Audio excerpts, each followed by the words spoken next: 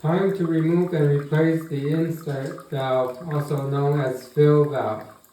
No recommendation from me, I simply went to a local home improvement store and found something cheap. As I said, around $10. Several brands were available and each brand had multiple price levels.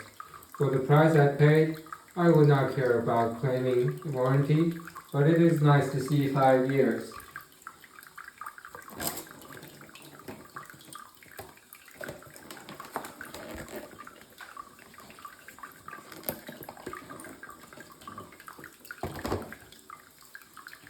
I am prepared with common plumbing tools. Begin with turning off the water source, of course.